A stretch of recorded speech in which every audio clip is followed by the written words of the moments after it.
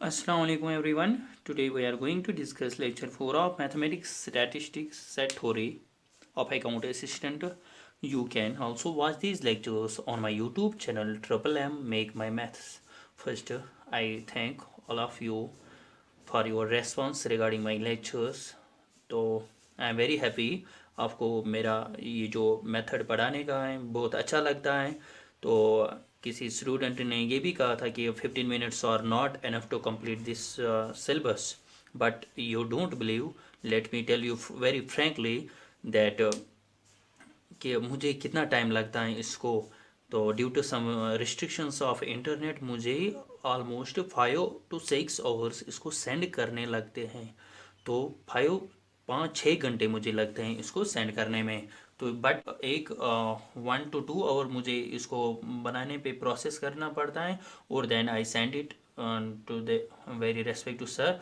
तो उसको भी 5-6 घंटे लगते हैं, और आप ये सोचो कि मुझे 7 घंटे आपके लेक्चर को लगते हैं। तो अगर मैं 15 मिनट से ज़्यादा इसकी ये जो लेंथ है वो बढ़ाऊँगा तो आप ये सोचो कि मुझे कितना टाइम लगेगा। तो और इसलिए मैंने इसको थोड़ा अल्टरनेटिव देने के लिए और कुछ किया कि ये जो मैं यहाँ पे लेक्चर दूंगा मैं यही लेक्चर अपने यूट्यूब चैनल पे रखता हूँ।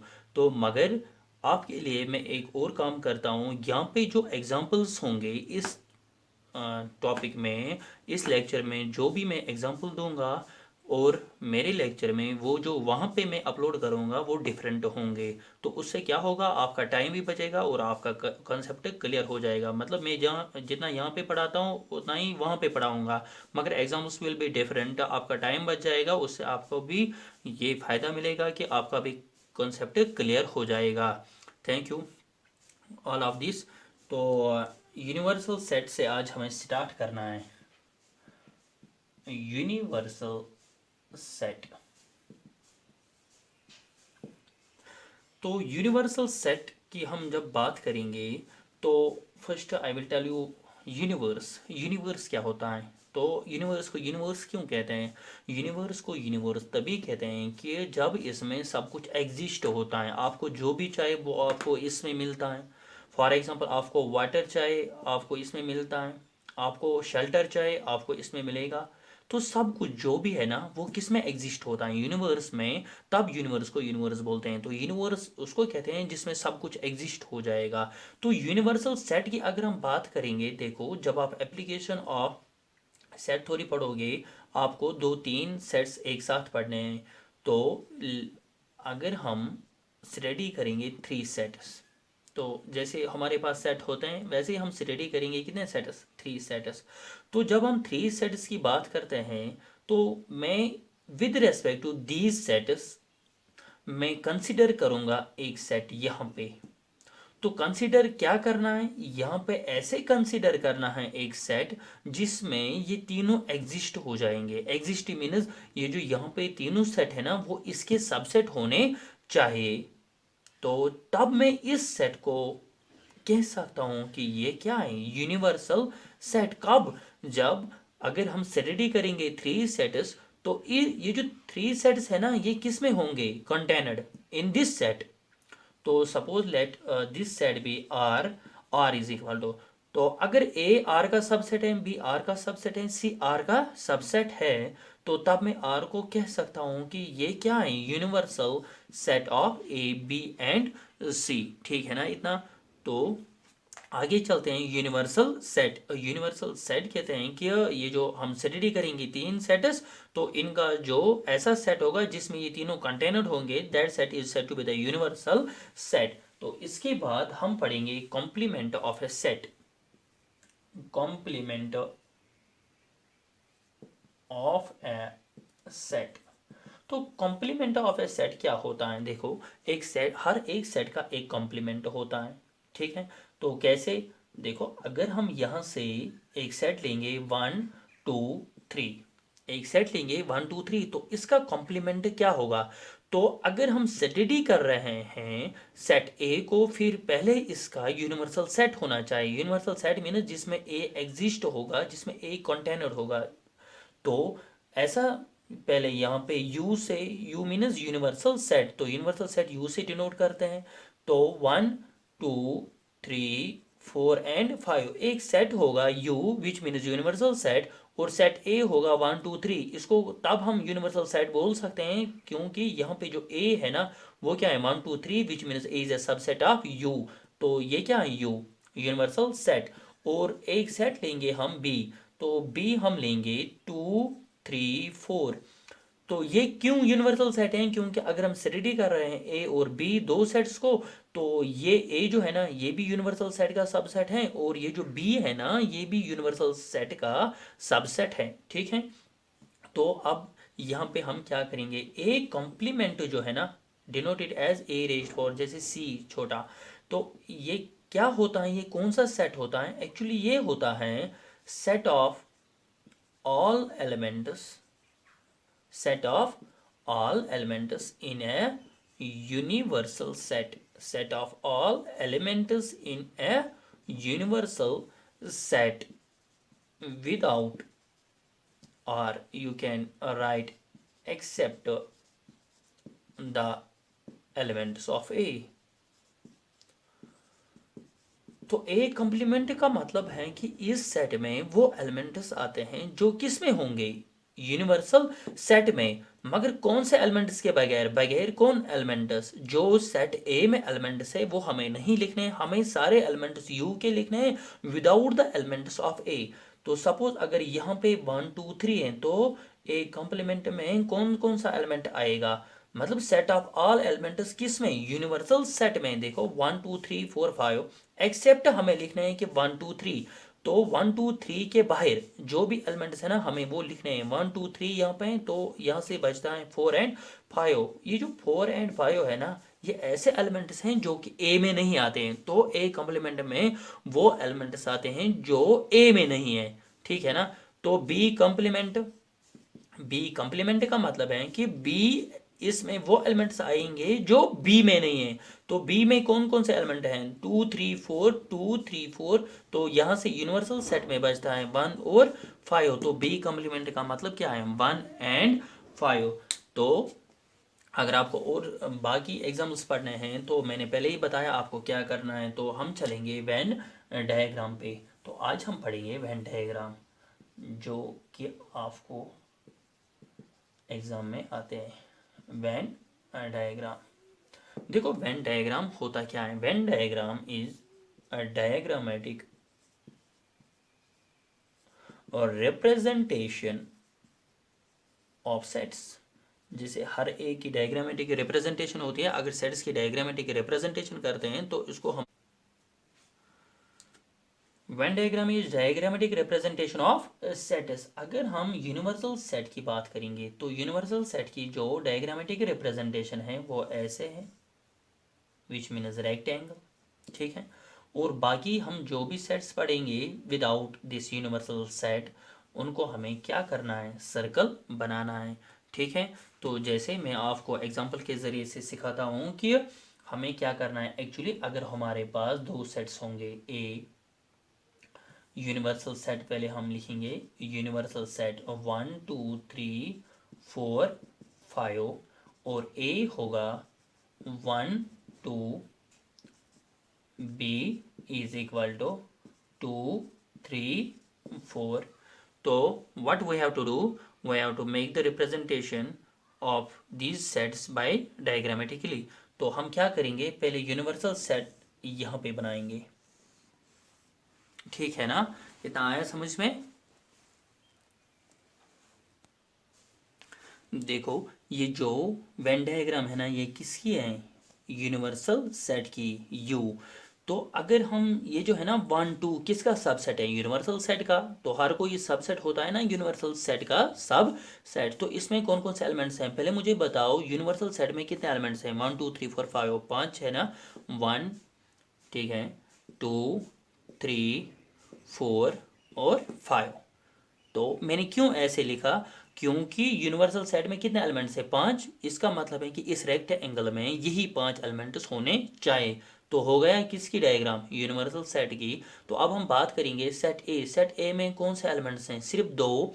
तो सेट ए की जो वेन डायग्राम होती है कैसे, वन टू, तो ये है ना इसका सबसेट, सबसेट मीन्स ये इसके अंदर है, ठीक है। तो अगर ये जो ए है ना, तो अगर हम इसकी डायग्राम बनाएंगे तो फिर ये रेक्टेंगल के अंदर आना चाहिए, तो तब ये सबसेट होता है। सबसेट मीन्स देखो अगर ए बी का सबसेट है ना, तो इसका मतलब क्या होता है कि ए बी के अंदर है, ठीक है ना। जितना बी का डोमेन है, जितना बी का पोर्शन है, उस पोर्शन में से कुछ पोर्शन किसका होगा, ए का। तो इसका मतलब है कि अगर बी का इतना पोर्शन है कि ए इसी में होगा, मतलब ऐसे, तो तब ये जो है ना ए बी का सबसेट है। क्यों? क्योंकि ए इज कंटेनड इन बी। आया समझ में? वैसे ए जो है ना ये किसका सबसेट है, यूनिवर्सल सेट का। तो ये जो 1 2 है ना, 1 2 कहाँ पे है, यहाँ पे। तो हम ऐसे इसको अगर करेंगे तो इसका मतलब क्या है कि ये जो 1 2 है ना, इस सेट को हम नाम रख सकते हैं सेट ए। अब ये जो बी है ना, इसमें कितने एलिमेंट्स हैं, 3 2 3 4। वो कहाँ पे हैं, 2 3 4। अब अगर हम एस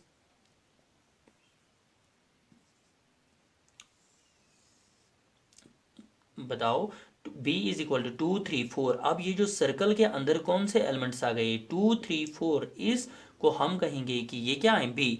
पहले मुझे ये बताओ कि इसमें 5 एलिमेंट्स थे यूनिवर्सल सेट में, इसके बाद ए में कितने एलिमेंट्स हैं, 2। तो वो तो है ना, ए में कितने एलिमेंट्स हैं, 2 1 एंड 2। बी में कितने एलिमेंट्स हैं, 3 2 3 4। बी में यहाँ पे जो बी का सर्कल है ना, इसमें कितने एलिमेंट्स हैं, 2 3 एंड 4। अब अगर हमें इसके बाद ए यूनियन बी निकालना होगा, जैसे हमने कहा ए यूनियन बी क्या होता है, इनका यूनियन करना है। तो इसमें कौन कौन सा एलिमेंट आएगा, 1 2, पहले 1 2, बाद में 2 3 4। तो 2 तो आ गया, अब हमें क्या लिखना है, 3 एंड 4। अगर हमें इंटरसेक्शन करना होगा, A intersection B, A intersection B का मतलब क्या है कि ए और बी में कॉमन क्या है। तो मुझे बताओ कॉमन कौन कौन सा एलिमेंट है, 2 2, बस एक ही एलिमेंट है 2, ठीक है ना। तो अगर हम बात करेंगे ए कॉम्प्लीमेंट की, तो ए कॉम्प्लीमेंट की बात अगर हम करेंगे तो ए कॉम्प्लीमेंट मीन्स ऐसे एलिमेंट जो ए के बाहर हैं। तो ए के बाहर कौन कौन सा एलिमेंट है, यहाँ पे 1 2 है, तो इसके बाहर जो एलिमेंट है that is 3 4 5। With respect to universal set देखना होता है, 3 4 5। आया समझ में? तो इसके बाद अगर हम देखेंगे बी कॉम्प्लीमेंट, बी कॉम्प्लीमेंट क्या है, 2 3 4 के बगैर, 2 3 4 के बगैर 1 और 5 है, ठीक है ना। तो इसके बाद अगर हम देखेंगे यहाँ पे ए यूनियन बी देखा, ए इंटरसेक्शन बी। अच्छा, ए माइनस बी की भी बात करेंगे। ए माइनस बी मीनस, कहा है ना मैंने कि पहले जो कॉमन एलिमेंट्स है वो कैंसिल करने हैं, इसके बाद जो ए में बचता है, तो पहला सेट है ना ए, तो ए में कौन सा एलिमेंट है, 1, विच मीनस ए माइनस बी में सिर्फ एक एलिमेंट है दैट इज 1। देखो इसका मतलब है क्या, वेन डायग्राम पे हम इसको देखेंगे कैसे। पहले हम देखेंगे कि ए यूनियन बी में कितने एलिमेंट्स हैं, 1 2 3 4। देखो अगर हम देखेंगे ना, ये जो दो सर्कल्स है ना ए और बी का मिला के, तो इन दो सर्कल्स में कौन कौन सा एलिमेंट आता है, 1 2 3 4। आया समझ में? यही 4 एलिमेंट्स है ना यहाँ पे। क्या 5 है, 5 इन सर्कल्स के बाहर हैं, तभी ये ए यूनियन बी में नहीं आता है। तो अब अगर हमें ए यूनियन बी का पोर्शन देखना है तो हम कैसे देखेंगे, एक तो ये है ना ए का, ठीक है, और बी का पोर्शन। आया समझ में? ठीक है ना। तो ये जो यहां से है पोर्शन, कितना, चाहे ये ए का होगा या बी का होगा, या ये जो यहाँ पे है ना कुछ कॉमन पोर्शन, या यहाँ से होगा, तो आपको दिखाई देता होगा कि ये देखो 1 2 3 4, जिसको मैंने शेड किया, ये जो पोर्शन है ना, ये किसका पोर्शन आप बन गया है, ए यूनियन बी का। सिंपल आप याद रखो, अगर ए का ये सर्कल है, बी का ये सर्कल है, तो ए यूनियन बी का जो पोर्शन है दैट इज ये वाला, यहां से जो इन दो सर्कल्स के अंदर आएगा, तो that is A union B. अब मुझे बताओ ए इंटरसेक्शन बी में सिर्फ एक एलिमेंट है, यहाँ पे कहाँ है, ए इंटरसेक्शन बी क्या है, कॉमन। तो ये जो दो सर्कल्स का कॉमन पोर्शन है वो कहाँ पे है, बीच में। तो सिर्फ उस बीच में ये जो पोर्शन है उसमें सिर्फ एक एलिमेंट है दैट इज 2। अब ये जो कॉमन पोर्शन है वो कहाँ पे बनता है, यहाँ पे, देखा आपने। तो अगर हम कॉमन ए इंटरसेक्शन बी की बात करेंगे, अगर ये ए का सर्कल है, ये क्या है, बी का सर्कल, ये जो बीच में जो कॉमन पोर्शन बनता है ये, तो इस पोर्शन को हम कहते हैं कि ये कौन सा पोर्शन है, ए इंटरसेक्शन बी। आया समझ में? जो भी एलिमेंट यहाँ पे लाई करेगा तो वो कौन सा एलिमेंट होगा, ए इंटरसेक्शन बी का। ठीक है, तो चाहे यहाँ से होगा कोई एलिमेंट, इसमें होगा या तो यहाँ से होगा, वो कौन सा पोर्शन है, ए यूनियन बी का। और अगर हम ए कॉम्प्लीमेंट की बात करेंगे, बी कॉम्प्लीमेंट की बात करेंगे, मुझे बताओ यहाँ से अगर हम ए कॉम्प्लीमेंट की बात करेंगे तो ए कॉम्प्लीमेंट का मतलब क्या है, ए के बाहर। अब मुझे बताओ यहाँ पे ए कॉम्प्लीमेंट का मतलब क्या है। ए कॉम्प्लीमेंट का मतलब है कि वो सारे एलिमेंट्स जो ए के बाहर हैं, देखो ए के बाहर, ए का जो सर्कल है ना, कहाँ से, यहाँ पे अच्छे से देखना, यहाँ पे देखा, तो ए कॉम्प्लीमेंट का मतलब है कि इस सर्कल के बाहर कौन कौन सा एलिमेंट है। देखो 3 ए सर्कल, ये जो सर्कल है ना ए का, इसके बाहर है, 4 भी इसके बाहर है, 5 भी इसके बाहर है। तो ए कॉम्प्लीमेंट क्या आएगा, 3 4 5। आया समझ में? तो वेन डायग्राम कैसे होता है, तो वेन डायग्राम होता है कि ए कॉम्प्लीमेंट का होता है कि ये जो बाकी पोर्शन है ना यूनिवर्सल सेट का, ये सभी पोर्शन हमें लेना है विदाउट दिस पोर्शन ए। ठीक है, तो इसके बाद हम बात करेंगे बी कॉम्प्लीमेंट की। तो बी कॉम्प्लीमेंट का मतलब क्या है, बी कॉम्प्लीमेंट का मतलब है कि जो भी एलिमेंट बी के बाहर होगा, है ना। तो यहां से देखो बी का पोर्शन कहाँ से है, यहाँ पे। ठीक है, तो बी का जो पोर्शन है ना उसमें 3 एलिमेंट्स आते हैं, 2 3 4। अब मुझे बताओ बी कॉम्प्लीमेंट का पोर्शन है विदाउट दिस बी। ये जो विदाउट दिस बी होता है, देखो अगर ये यूनिवर्सल सेट है, इसमें एक सेट बी है, तो बी कॉम्प्लीमेंट होता है ये विदाउट दिस बी। मीन्स ये जो सारा पोर्शन है ना, ये हमें सभी लेना है किसमें, बी कॉम्प्लीमेंट में। तो ये जो बीच में है ना बी, इसमें जो भी एलिमेंट होगा उसको हमें कुछ नहीं करना है। बी कॉम्प्लीमेंट का मतलब है कि बी के बाहर जो भी है इसको हम बोलते हैं बी कॉम्प्लीमेंट। ऐसे ही ए कॉम्प्लीमेंट का मतलब है कि जो ए के बाहर होगा, तो ए के बाहर मीन्स ये पोर्शन। आया समझ में? ठीक है ना। तो a माइनस बी का मुझे बताना आप, और b माइनस ए का मुझे कल बताना। आई होप आपको ये समझ आया होगा।